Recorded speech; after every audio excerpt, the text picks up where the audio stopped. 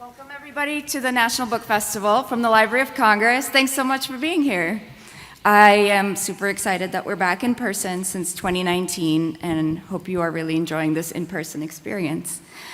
We're going to have a really good time talking to these two writers and their creative and truly unsettling, but incredibly thoughtful books. Ryan LaSalle is here with the Honeys. Thank you. He writes about surreal things happening to queer people, which is a great description, such as Reverie and Bedazzled. And Tiffany D. Jackson. She is the author of Allegedly, Monday's Not Coming, and other titles that tore my heart straight out of my chest, in a good way. My name is Sasha Dowdy. I'll be moderating this session. I work at the Library of Congress Literary Initiatives team, which does the book programs for the National Book Festival. Myself and all of our LOC and friends are excited to have you here. This would not be possible without our sponsors, so thank you to our sponsors. And before we dive into the conversation, I wanted you to note that there is a Q&A session at the end, about 10 minutes, so hang on to your questions. And you can see both of these authors at their signing from 5:30 to 6:30, so you get to get up close. Late night. All right, hold on to your hats.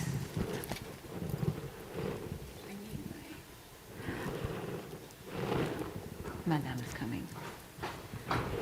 We're gonna start with the fit check. Oh, yeah. Oh, yeah. Immediately? Immediate Go fit ahead. check. Me first? Yes. Well, obviously. Oh, God, okay. Hey, everyone, I'm Ryan. Let's see. Today I'm wearing some Banana Republic. I don't know, this is from like a pajama store. This was a shawl, but the moths got to it, but I figured that's a joke. Some Converse and some sensible reading glasses. You could really read with those, probably. I'm ready to yes. read. I am, okay, Let's so see. Let's see it. I have no idea where this dress is from. I had a wardrobe malfunction earlier, so we're having, kind of 60s doll. Yeah, like a pinup look. Yeah, yeah, okay, yeah. Kat Von D And found then, sobbing. shoes are from DSW. Yeah. Hey. Good start, good start. We should have done that for Nick Offerman, but maybe next time. Yeah. All right, so first of all, my first question is, how dare you Yeah. write yeah. those books? Yeah, okay. I agree. We're gonna, I guess, figure out how you dare, but before we get into that, just tell me about yourselves and your book. And Tiffany, you go first. So hi, I'm Tiffany D. Jackson, obviously, and so my book, Weight of Blood, is a homage to Stephen King's Carrie. It is about a girl who has been passing for white at the behest of her fanatical father until a surprise rainstorm poops up her hair and exposes her darkest secret to the class, which then she, of course, is tormented and bullied, and it goes viral.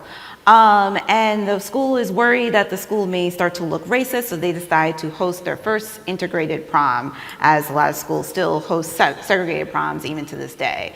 But some students are not interested in changing tradition, and they plan to pull one more prank on Maddie. But what they don't know is Maddie has another secret that's going to cost them all their lives.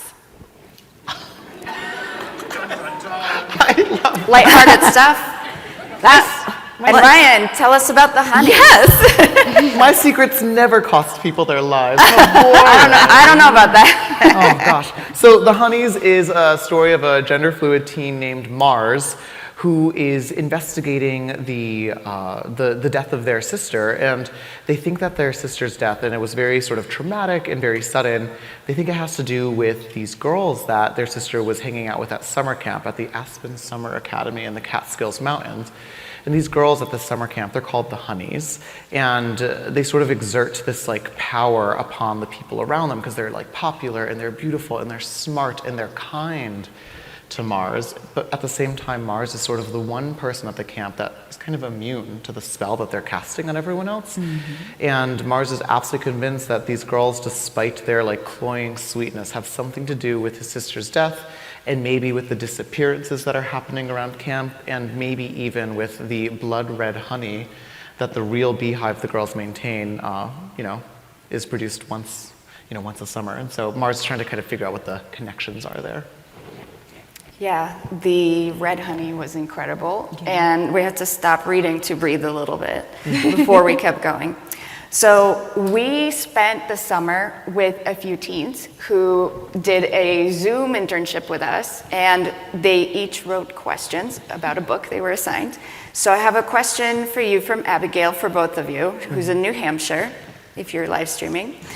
Have you two always been drawn to the horror genre? And if not, how did you get into it? Yeah, what about you? Absolutely, yeah. I've been watching horror since I was 4 years old. Nice. It basically Good parenting. explains all, yeah. Not even sarcastic. Yes, I was literally watching, like, when all the cousins gather at your grandma's house, and we would, like, get the videotapes. I know that's, like, making me ancient and historic here. But, yeah, like, I've been watching, like, Freddy Krueger and Jason and everything since I was, like, a really young girl. And even, like, my reading taste, I went literally from Goosebumps to Stephen King and nothing in between.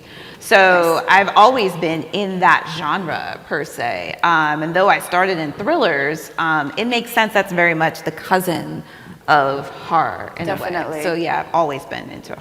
Yeah, just kept diving deeper and deeper. Yes, until I finally, was brave enough to sort of cross this road, because I think that writing horror is incredibly hard. Absolutely. Yeah.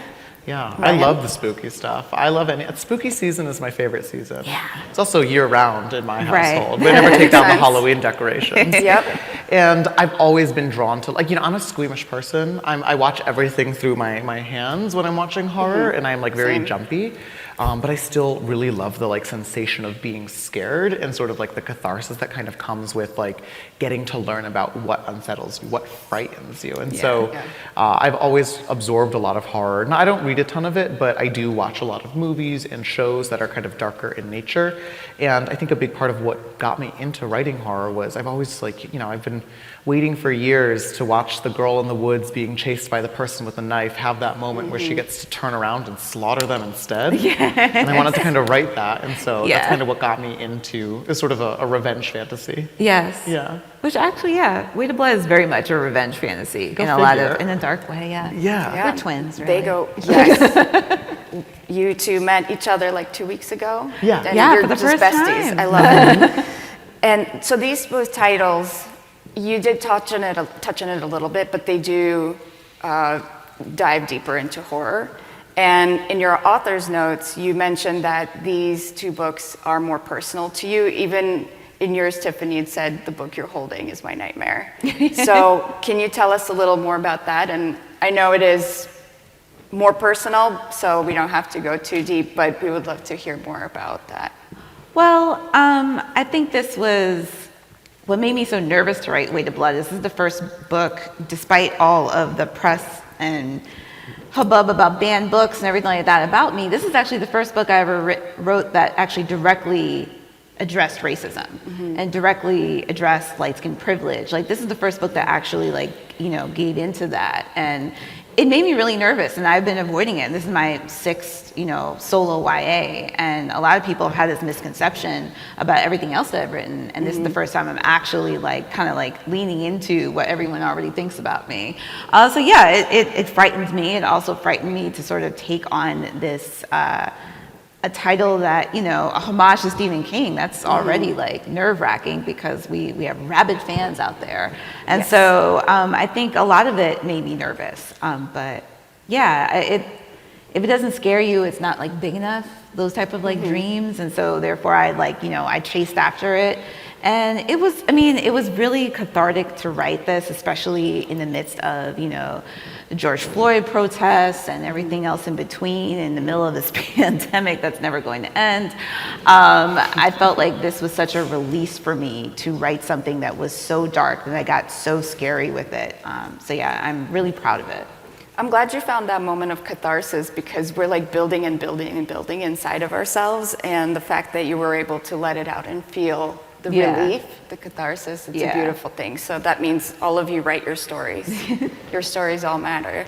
Yeah, I think a big part of what, and this is in the author's note to the Honeys, and a big part of why I had to write that book is because I have dealt with a lot of the things that Mars dealt with in that book.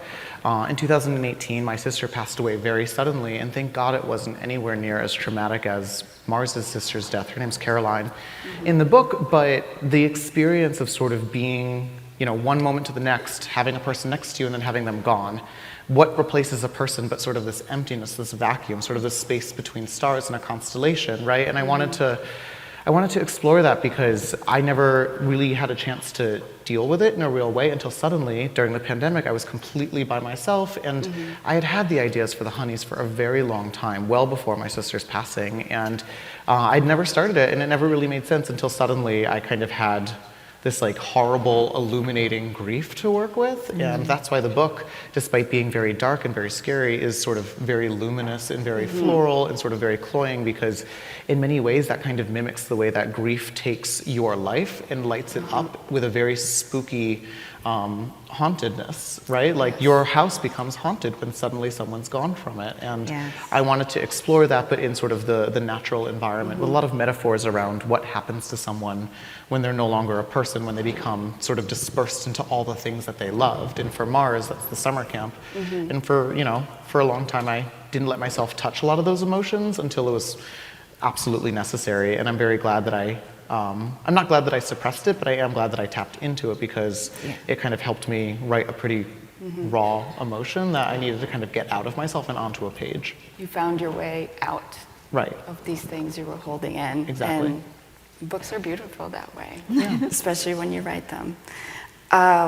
You talk about how this book is set in summer and it's bright, and horror is usually in the dark and the ghosts are like, So you talked a little bit about it, but tell us if there's any other reasons why we're in daylight. This comparison to Midsommar, all of this stuff. Fear of the darkness has never made sense to me, in part because as like a visibly queer person, I'm most exposed and I'm most vulnerable when I'm lit up, when I'm on stage, when people can see me and decide things about me. And I often remembered, the sensation of being at summer camp at night and getting to like go up into my bunk, and I was alone and I felt so safe in that darkness. And that's, a big part of why The Honeys is a book about things that happen in broad daylight is in part because of the grief that I just talked about, but also because oftentimes the horrors that happen to people, especially marginalized people, happen in broad daylight before people that can't necessarily recognize that they're happening. It's only visible to the person that's the victim of it. And so I wanted to write about a character, Mars, who's very shrewd, very perceptive, and is seeing something evolving in broad daylight in front of all of these people and adults. Everyone's witnessing it, but only Mars seems to understand that there's something horrific about it. And only Mars is trying to kind of ring a bell that no one seems to be able to hear. And I love that. I think that's so much more unsettling, because a really savvy predator is the kind that can stalk you in broad daylight. And it can be harder to hide your secrets in the wide open, right? So maybe people don't even suspect you have dark secrets. And then... Exactly. It's much more insidious, I think. Very insidious. And what about you, Tiffany? Your story is also set in daylight mostly, so why did you decide to do that kind of setting where our character isn't in the dark much? She's out and about, she's visible at all times. I mean, that was actually a part of like her fears. That her biggest fear was the fact that she was biracial, and she was trying to pretend like she didn't have, that she was just white. And that fear, which a lot of Black people, especially, people that have been passing and was trying to get away with it in a lot of ways, that is, I mean, I don't know if you know what fear is, especially around that time. And just holding that in and holding your breath every moment. And for her, her biggest indicator was her hair. Her hair used to poof out in a way, and her father, actually, her white father, there's scenes where you see them where he's working with a hot comb to make sure her hair is bone straight as much as humanly possible. And then basically he drilled in her every day, you cannot get your hair wet. You cannot participate in gym. You cannot, any moisture in the air, nothing. And just to live in that fear all the time has been because he knew mostly what her high school, even though this book is based in, present day, he knew what her high school would do to her. Yeah. And that says a lot about a lot of different people's experiences, even to this day, even in 2022. So I think that's something that to be said, that when racism is so in the light, Yeah. it is terrifying. And that is a lot of what Maddie actually has to go through as well, too. And the fact that she is out in the world being scared all the time, she didn't even make the choice to hide who she is. Yeah, like that was her father's choice, and she was confused by it and very manipulated. But yet she realized that even she had peaks that even if she did come out of the quote unquote closet, you know, she would not be treated well. Yeah. And that is something that a lot of Black kids who, and myself included, though I wasn't passing in my high school, you know, years, I was very quiet in my high school. I mean, I don't know if they would agree with you, but agree with me, I mean, but like I was pretty quiet and low key, and having to sort of like still my Blackness because that was too much for people to handle. Because I went to a predominantly white high school. I was like one of like 9. And so being too Black, you know, would make you a target in a lot of ways from both teachers and students. And that's something that Maddie definitely experienced as well. So I think that that was something that I wanted to touch upon in a way and use that as a vehicle, and specifically use prom as a vehicle to talk about the story, to talk about, you know, kind of the insidious nature of microaggression and the way that has affected everyone, including people that you think are your allies. How that sort of played into Maddie, and you know why she truly is the victim of this story. Right. That was really difficult to read about these things that she was going through. But when you're describing yourself as a younger kid, that actually sounds like the character of Kendrick. And can you tell us more about what that was like, creating him and his 2 names? Yeah, so Kendrick, which he's called Kenny in the book, is, for lack of a better word, the token Black guy of the school. You know, he's the star football player, he's Black, and, you know, he only has white friends. He's sort of like, you know, kind of coveted by his school because he's making it to like, you know, this big football. I don't know much about football, so forgive me if I'm going to like butcher the terms. But he's like going to this great college, and his girlfriend is white, and he's starting to realize as he realized what they put Maddie through, all of his friends like teasing her and still, you know, creating her like as an outcast and bullying her. He realized like kind of he's starting to see how like ugly his friends can be. And the way that, you know, sometimes that they would do little microaggression things, like, you know, if they were all in a car, they would immediately turn on some hip hop because he's in the car. Like, and he tried to sort of swallow that and pretend like it didn't bother him. But then the more that he got to know Maddie, because his girlfriend asked him to take Maddie to the prom, because of course a Black person going to the prom is much optically better for their school, who are trying to do this whole integrated prom. A lot of times Kendrick was starting to see how like ugly his friends' actions were, and didn't know how to actually approach it, and how to actually verbalize the fact that like, you know, makes him uncomfortable, makes him unhappy. Right. And there are so many of those type of kids out there who sort of like swallow their real feelings until they like boil up until their senior year and until they can escape. So that's kind of the genesis of Kenny/Kendrick. Yeah, he was a great character. And the way that he had to deal with the racist things happening to him and his attitudes from his friends, it seemed like it's harder to respond when it's more subtle, when it's a microaggression. He didn't really react. Because oftentimes when microaggressions happen and Black people actually like address them like, hey, that wasn't cool, we are called oversensitive. We're like kind of like gaslit in terms of like, you know, oh, you're being oversensitive, it wasn't that deep, you know, all that kind of stuff. And I've been like kind of living with that all of my life, even now in publishing, like, but you tend to then sort of get tired. And so a lot of times Kenny was just tired. He wouldn't even address it. He would just ignore it or pretend like, you know, oh, I have to go to some other activity, or just pretend like, you know, he didn't hear it at all.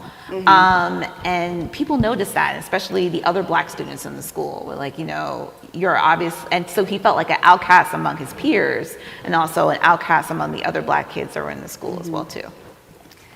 It was a fascinating journey for me, a person who cannot understand your experience, to see that in such a raw way. Beautiful writer. Thank you. Ryan, we just talked about outcasts. Tell us about Mars. everything about him, well, about them, because they made a lot of choices about their name, their identity, and how they're perceived. Sure, sure. So I love Mars as a character. It was really quite the honor to kind of get to write someone like that.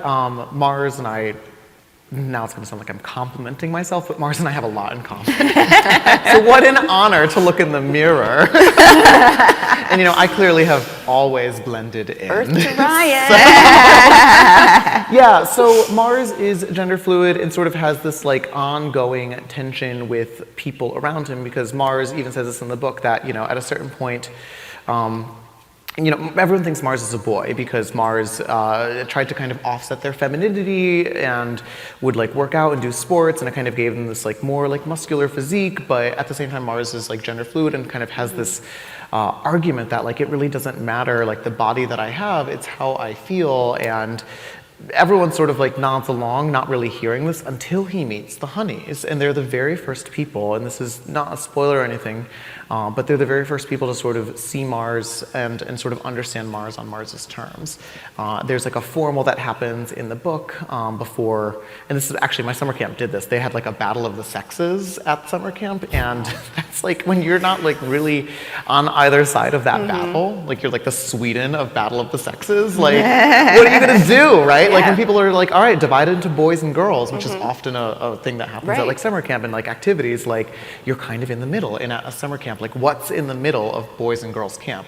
Literally like unnavigable woods, bear traps, horrible things that like you really shouldn't be running around in. And Mars sort of falls very clearly into that like unnavigable area, but at the same time like is really masterful about it, and at a certain point even explains to another camper that like here at this camp there's a whole lake between the boys and the girls camp, and where I really prefer to be is sort of drifting out on that lake. Like that's my identity, that's my gender. And most people, if they would just step off the shore and sort of let themselves drift even for a few feet, would see how many shores this lake has, and they would really be able to understand the full breadth of like identity that like they could have and have access to. But you never know that if you're just standing on the shore looking out at what's opposite of you. And Mars is sort of like, I'm really glad that I got to kind of write that conversation into a book, because for a long time with my writing, I was a little bit coy around things that I wanted to talk about on the page. I sort of was like, oh, like the readers that get it will get it, aka people that are gay are gonna understand this. And anybody else, if they walk away with a new idea, like great. But now Mars is sort of this new character approach that I have, where I'm like, no, I'm gonna make a character kind of talk about this on the page. And already the response has been very vibrant and very appreciative of discussions like that, because I think it gives people words to describe maybe things that they're going through, like their own experiences. So that's what I mean when I say like it's an honor. It's kind of an honor to kind of take a pedagogic approach to writing a character that has my identity and is able to put into words things that I could not have put into words at that age. Yeah, Mars is extremely astute, and I love that they have moments of calmness and quiet, just like the lake scenes that you're describing, as well as tumultuous storms happening in their head. So that was fantastic characterization, so you all need to read it if you haven't. It's amazing. It is. I have another question from one of our teens, and she wanted to know, could you touch on the importance of including queer characters in literature, especially in the horror genre? Oh my gosh, yeah. Well, I mean, first and foremost, queer people, I'm glad everyone's seated, because I don't want anyone to pass out. We do exist in real life. We're all around you right now. Are the queer people in the room? Yes, they are. Oh, there they are. Yes, yeah. So I kind of maintain that we also deserve to be in fantasy as well, And I feel like for the longest time, if I ever read about like a queer character in a book, it was usually some drag queen teaching some girl how to have confidence by curling her lashes. And I was like, God bless that girl. I hope she does great at the talent show. But I want to know what that drag queen's doing later. Like, what is she up to? Does she not have goals? What's her 401k? Like, what's her plan for after drag, right? Like, and I have always maintained that like queer people kind of have an agenda of their own and things to do other than like kind of act as a lesson learned, usually because they're dead by the end of someone else's story. Yep. Right? And so I have always written with this mission in mind of kind of writing this scale and writing a new mythology around queerness, one that has, of course, the stories that we need to know about coming out, but also that is inflected with complexity and victory and joy and despair and grief. And that's that's why queer people should be in horror. I also maintain, no offense to the heterosexual people. I see a few of you. We're ready to be offended. Yeah. I just think we're kind of better at certain things. Like?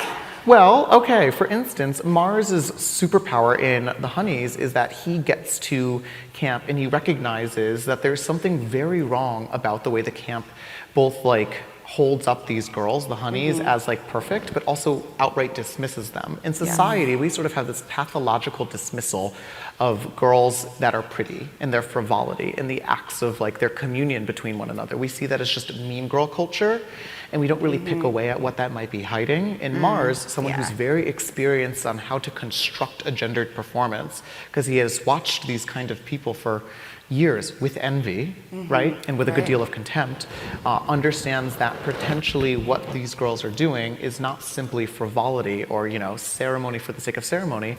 Perhaps, and this is a lesson we learn from nature, the sweetest, most bright things in nature are often camouflaged for something poisonous, something toxic, and something dangerous.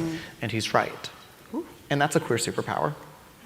That is enviable. I will take my Pulitzer now. Thank you. Thank you. This conversation is forever recorded by the Library of Congress. Yes. Can you believe that? That they allowed us here? Oh my God. Hi, posterity. Good to see you. More than excited to have you here and just hear your stories and your voices. And what so an important. honor. I mean, Tiffany is a hero of mine, so getting to do this together is lovely. We're so much fun too. And we're so much Yes. fun. And you're having Absolutely. fun. We are having really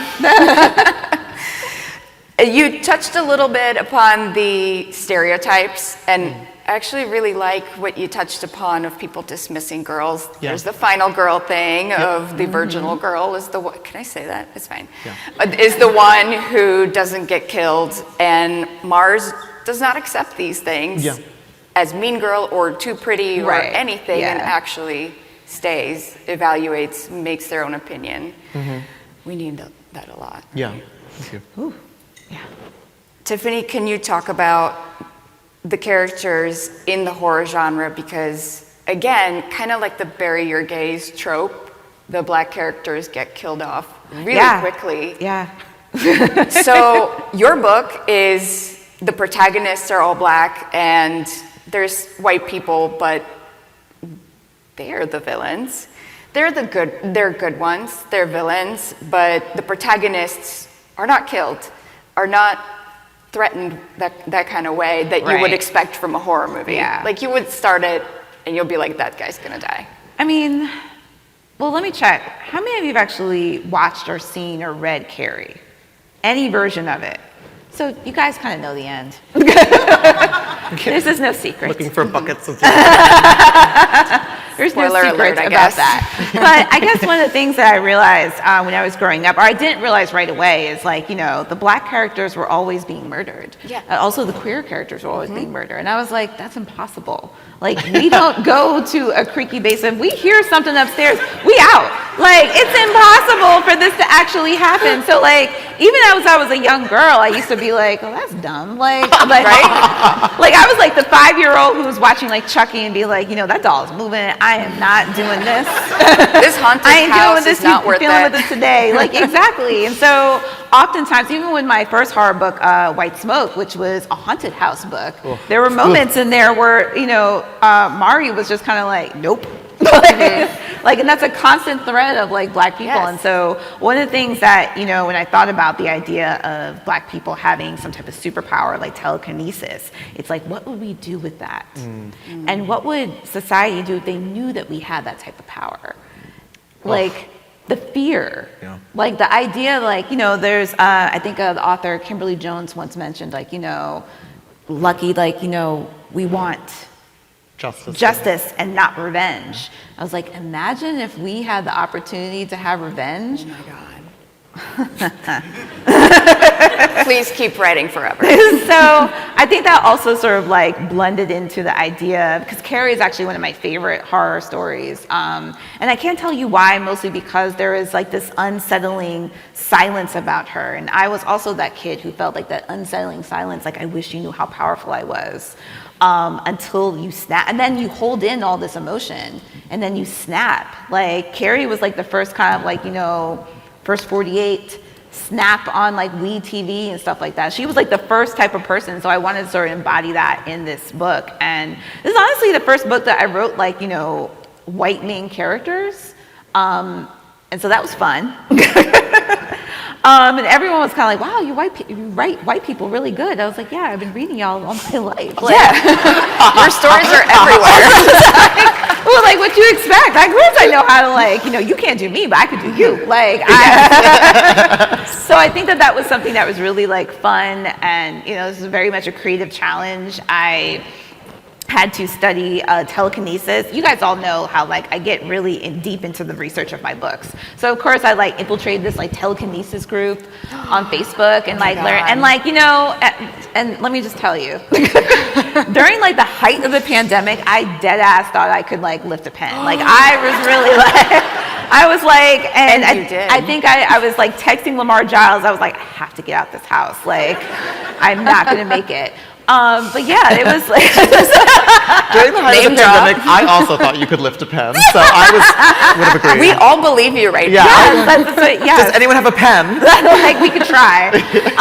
But yeah, it was really fun getting to this point of loving on horror characters or putting love into horror characters and making sure that people know that Black people belong in horror. I get a lot of questions like, you know, especially, you know, during like interviewing and stuff like that, people are like, when are you gonna write about, you know, Black joy? And I'm like, I write in the genre of horror and thrillers. Like, do you ask Stephen King when he's gonna write a romance? Right. Like, It brings you joy. That's like, enough. Like, why is it that it's such like a surprise to see a Black woman or a queer man in this space? Like, why are you so confused by our Right. existence? Yeah. And so I usually try to boomerang those type of questions back. Like, you know, sounds like you've never, you know, walked outside your own, like, you know, 4 borders. Like, Right. and then it's like, oh no, I didn't mean it like that. Yes, you did. Yeah. So, All this takes into account that the predominant genre of many people's lives in a marginalized space is one of horror.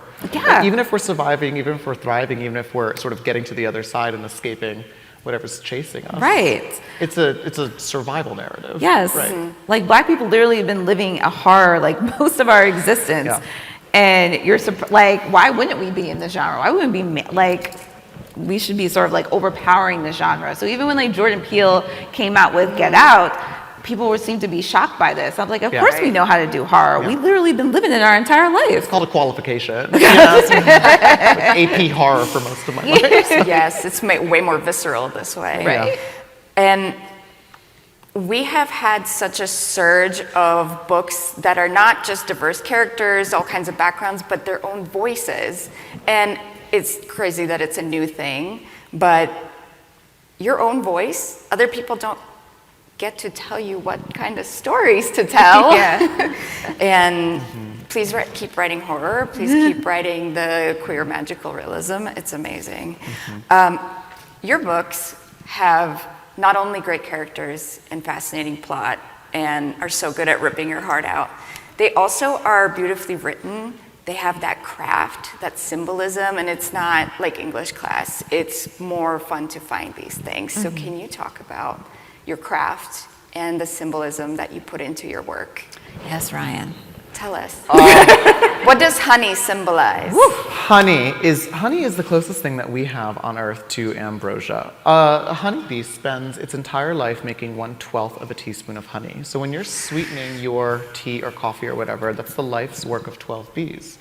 And a honeybee flies to about 8 million flowers to produce a jar of honey, right? And the path of a flight of a honeybee, if you added up like the hive's flight path, would circumvent the world 1.5 times just for a jar of honey.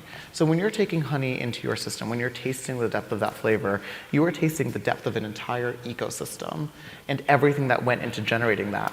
And I think that's such an interesting way to conceptualize a mirror, in a way to conceptualize like connection and to sort of bring someone back down to earth. In the honeys, there's a refrain that Mars' sister sort of always uses to kind of get Mars out of like daydreams. And Caroline often says Earth to Mars, you know, and it's a pun because Mars' name is Marshall, but he goes by Mars. And I also wanted to kind of take that an extra step and say, you know, really what Mars is missing as someone who's recently grieving the loss and sort of is dealing with this very sudden separation from reality is that connectedness to everything else. And that's kind of what happens when you're dealing with grief. You become lonely. And so Mars is missing that connection to the Earth, and he's missing that connection to kind of the ambient ecology and environment around him, and that's kind of what the honeys give back to him, but that's also what honey like is when you taste it. So there's more to this. I know a lot of bee facts, let me tell you. Hundreds of bee facts up in here. Yeah, there's a lot, but Yeah. I can only touch on a few. We have an hour, that's it. Yeah, I'll stop. Can you also talk about the symbol of the camp?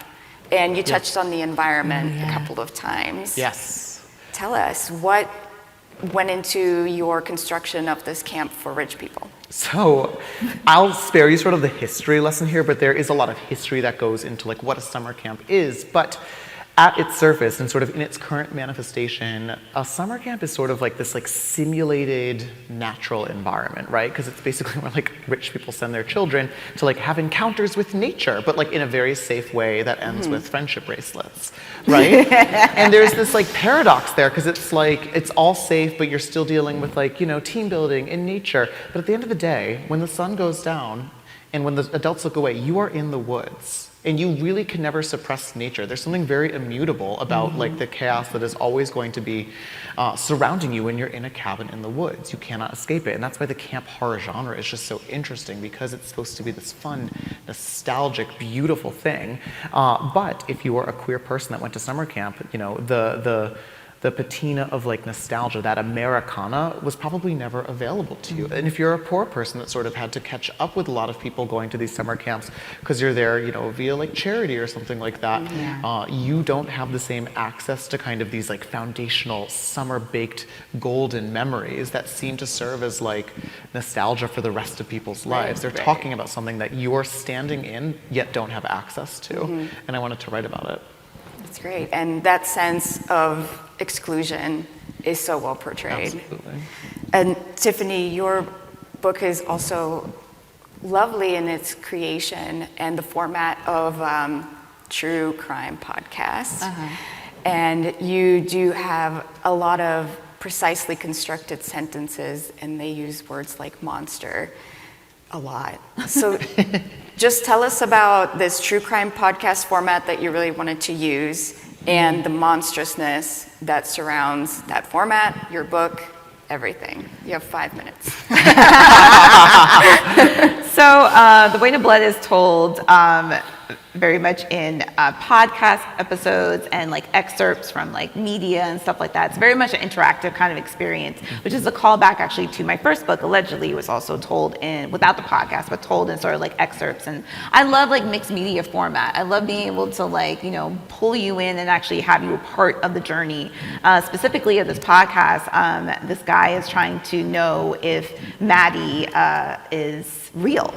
And one of the things I loved about it was like I got a chance to sort of like dive into the history without actually like giving you a lot of backstory, because he was able to interview like Maddie's neighbor or one of the kids that was in the class that actually like survived the prom night. And so there was a lot of opportunities to sort of talk about that. And I, for one, like I love true crime. I love podcasts as well too. Obviously, most of my books are true crime or based off of a true story. This book is actually no different. This is actually loosely inspired by the 2014 first integrated prom that happened in a town like maybe 2 hours from Atlanta. That happened in 2014. There's several towns in the South that still have segregated proms, because proms are actually like some proms are not school sanctioned events. their like outside events. So they're still able to sort of like have like their white prom and their black prom. And this particular school that was covered back in 2014, the town was very divided. A lot of people were like, no, we don't want to like do an integrated prom. And some people were like, yeah, let's do it. So they still had an integrated prom, and they also still had their white prom as well too. Some people like refused to go. Yeah. And a lot of people they were not shy. They were not embarrassed about the fact that they did not want to change this tradition. And some schools I even researched where they did it for 1 year and then reverted back to doing segregated prom. Like it wasn't worth the hassle and all the media attention and stuff like that. So, and I was incredibly fascinated by that, by the fact that it was, we are in the 22nd century, or something like that. We are in a 2022. we are in the Jetson era, Yeah. and we should not still be having segregated proms. Like, I'm sorry, that's the dumbest thing I've ever heard of, but it was all over CNN, and I thought it was really fascinating, and I wanted to sort of use that. I mean, what better way to talk about racism and politics than a prom? A prom is probably a teen's first, like, you know, major political event in a lot of ways, where there's classism and racism and everything else in between. There's voting, there's kings and queens, there's all kinds of like, there's budgets. Yeah. If you've ever been to a prom, you know, like it's actually expensive to go to, between the dress and the car and everything else in between.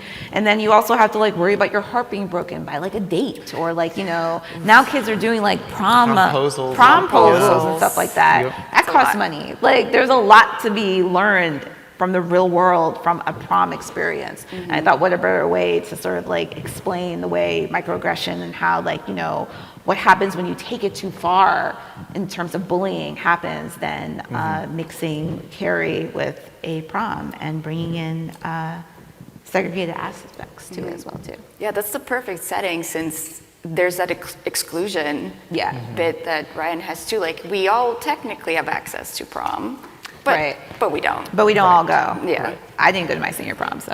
Yeah, and there are reasons. You almost fainted. You were like, what? I did go to prom. I actually won prom king and prom queen at the same prom. We can only hope. Wait, hold on. But they thought that I was being hate crimed.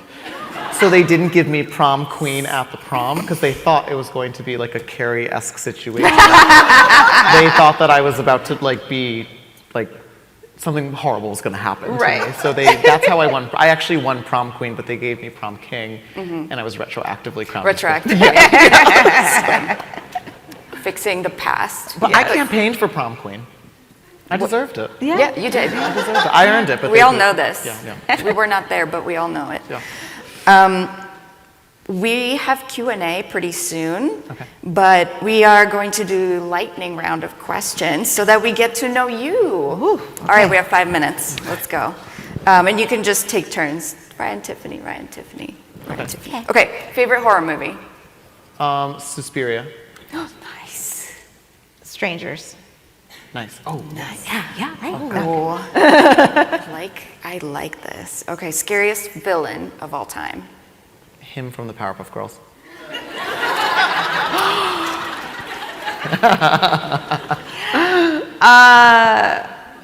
The guy from Saw. Oh God. Yes. Yeah. Unsettling, yeah. Okay. Those cheeks. Don't trust people in a tricycle. Yeah. Yeah. And you read R.L. Stein, so you were already scarred. Yes. Okay, least favorite, but secretly your favorite trope in YA literature. Least favorite trope. Least favorite. You know, like love triangles. Heterosexuality. It's a trope. It's a trope. Yup. It is a trope. Look it I'll up get on over it. Snopes. Not Snopes, the other one. I don't know. I don't know if I have a least favorite. I actually like all of it. What's your favorite then? I love the love triangle. I love the little like cute love triangle, especially like in fantasies and stuff like that. Like, you know, if even we go back to Twilight, like I was definitely Team Edward, but you know, I love the little Team Jacob. That's fine. I just think I was Team Charlie. Yes. Not as Bella's love interest, obviously, After but the as my movies love came interest. out.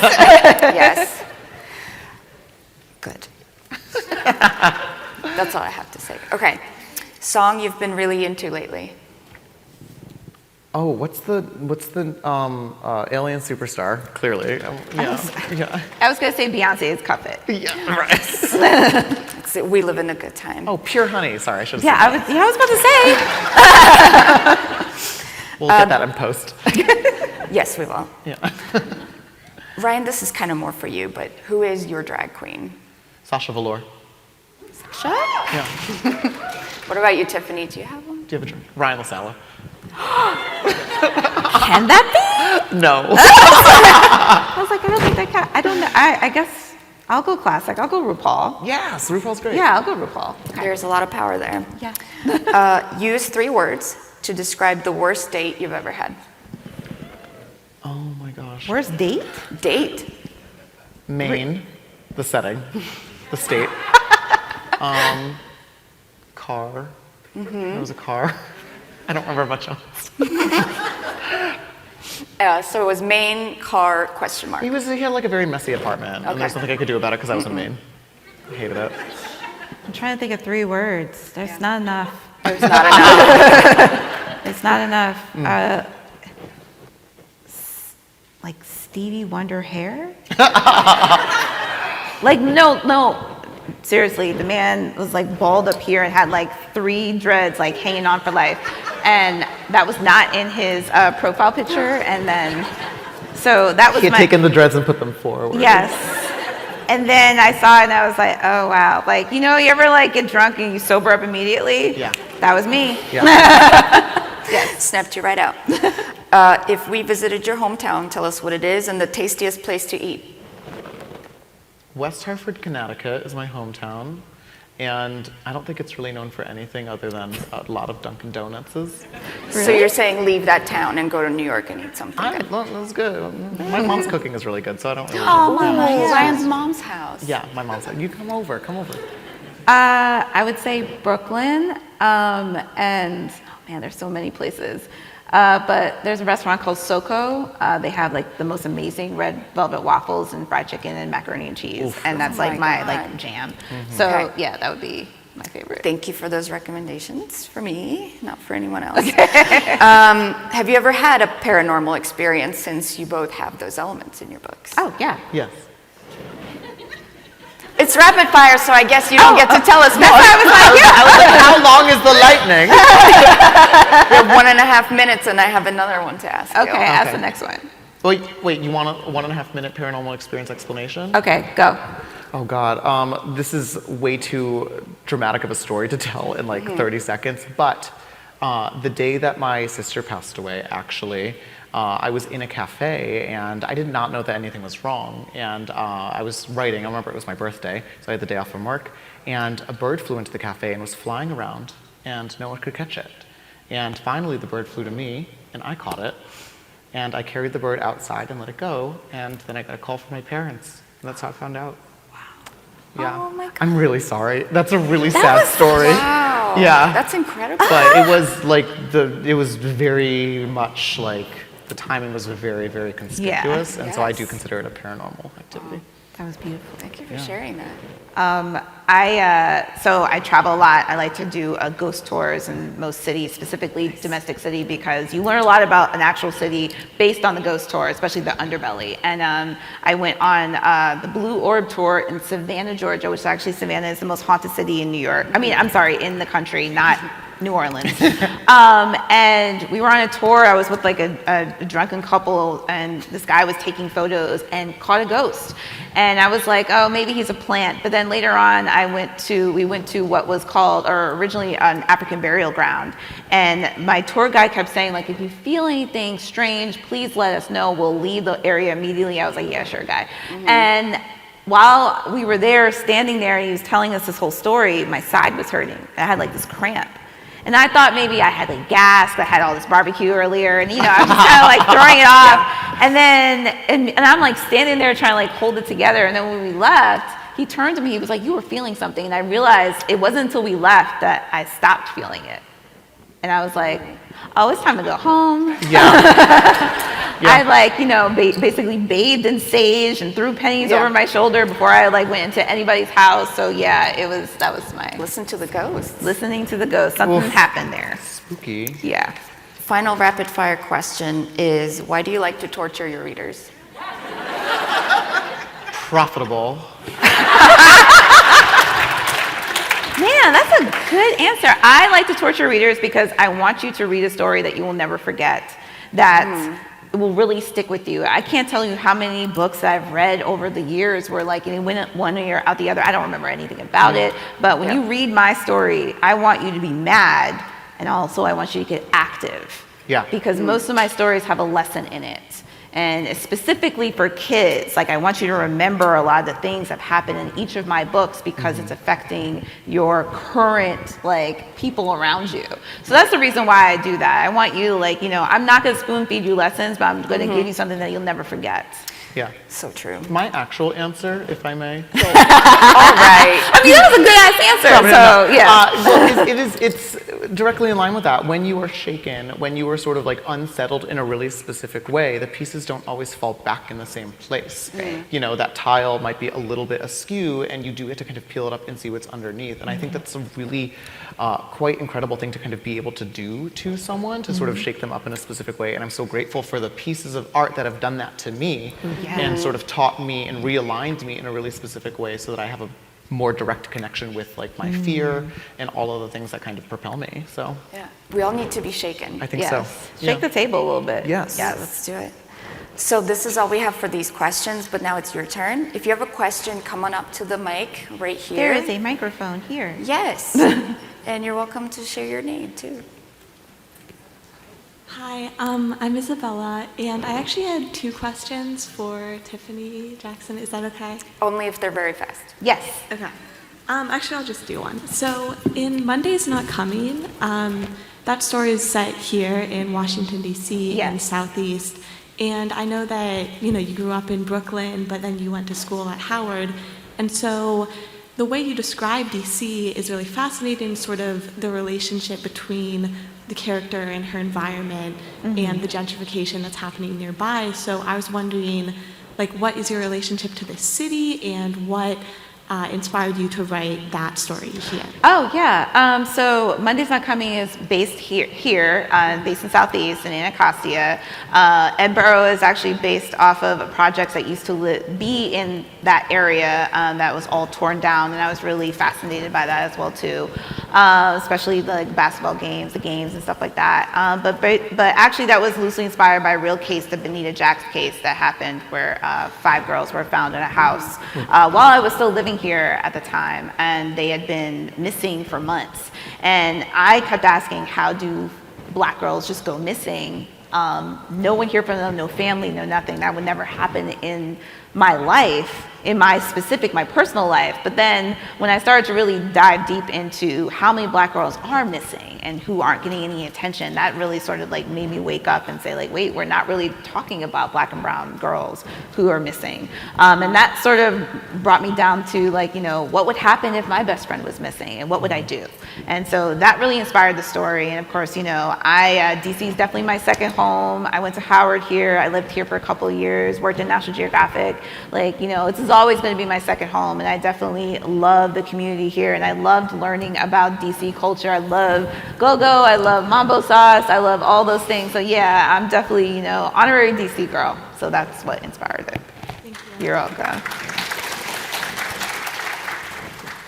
Hi, my name is Matt. Ryan, that paranormal story is crazy because the exact same thing pretty much happened to my aunt when my other aunt died. Wow. Yeah, except it was a bat that flew into her house, and eventually they had to get it out. That's amazing. Yeah, and that also kind of leads into my question for you because, I've also lost someone very recently during the pandemic, and it was also when I was, working on a story I was writing. So what was it like for you to take that grief you were feeling and kind of put it into your book and find a way to get it out in a way that was both manageable for you but also conducive to the story you were trying to tell? Yeah, it was fascinating, and grief is such a chaotic force that oftentimes, if a creative decision had to be made, it was sort of made by that feeling. But it was ultimately, I feel like if I can articulate something to myself, I can tell someone about it as well. And that's kind of what journaling is like. So I actually, with every book that I write, will keep a journal alongside of it, where before I sit down to start writing for the day, I'll write about how I'm feeling. And I have probably about 40,000 words, half the length of the actual book, of me just talking to myself about this in a kind of very therapeutic way. And so it was very helpful because those were things that I hadn't really unpacked at that level, but in order to explain them to a reader and in order to kind of put them through Mars as a prism for my own grief, I needed to kind of have a handle on it myself, and I'm very glad. And I mean, I still cry, I still get teared up about it. It's no less visceral for me, but at least I know what I'm dealing with. Wow. Thank you.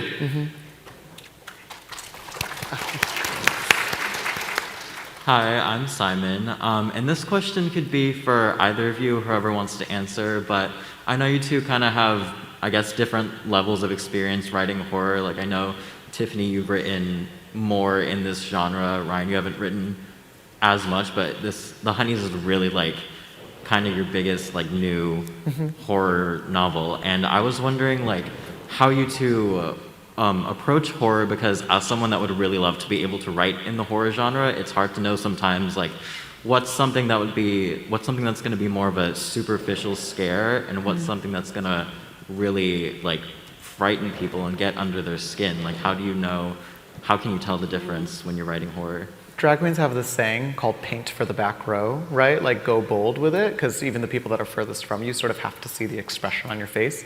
And I have found that the thing that has guided me in writing horror is really just going for it, not shying away from what scares me, and really understanding why it scares me so that I can write it as graphically as possible.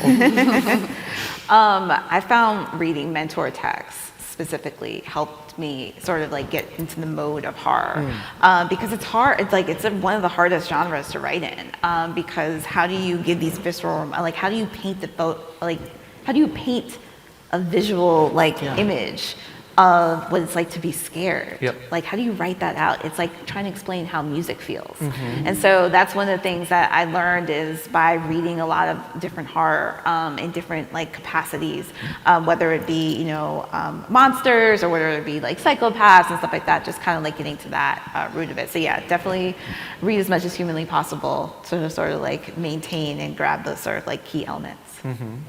And test your stuff on people. Yeah. Traumatize your friends. Yeah. Do it.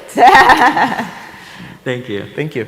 We have about 2 minutes left, so you'll be the final question, but there's going to be a signing line for Yes. both. Hi, I'm Ruby, fellow visibly queer person. Let's go. So this question is for both of y'all. I was wondering how you think things might have turned out differently for y'all if you'd had access to your books or books like them when you were kids and just been able to see yourself represented in a more positive way. Whew, yes, I would have been an author much sooner if I had known that this was a viable career and if I wasn't pushed away from it. Yeah. And if I knew that, or not only if publishing actually truly knew that, Black people read, and they actually honored that and, spoke to that. Yeah, I would have been in publishing far sooner. I would have actually majored in English instead of film. I would have done all those things if I was told, if I had saw someone like me come into my high school or even my elementary school, I definitely would have done this way sooner. But I think it's a lot of fear that kept me from this, fear of trying something new. And then there's a point where you have to just grow fearless and just go for it. So that's really what, to me, if I had seen in me earlier, I would have been here much sooner. I sort of have the opposite experience where I think if I had read a lot of queer characters, I'm not sure that I would have gotten started writing, because I got started writing out of spite. People kept handing me Twilight and people kept handing me Hunger Games, and I was like, where are the gay people? What happens to us in the future? Or Forks, Oregon, Washington, whatever it is. And I just couldn't believe Twilight was a book about boys that literally sparkled in body glitter but never kissed each other. That just didn't make sense to me. Didn't sit well. So I set on this cosmic journey to right that wrong. And I wonder if I had been sated at the level of seeing myself represented, if I would have felt that smoldering spite, and if that would have propelled me on to kind of write Reverie, which I started in high school. I started it because I was so bored, and I thought if any idiot can write a book, because these idiots have, why not this idiot, myself? And I was right. Thank you. Thank you. Thank you so much for coming here. It's Tiffany D. Jackson and Ryan LaSalle, everybody. Thank you to our moderator. Thank you. Thank you so Wonderful. much. Wonderful And the questions. teams. Thank you. Have a good day, everyone.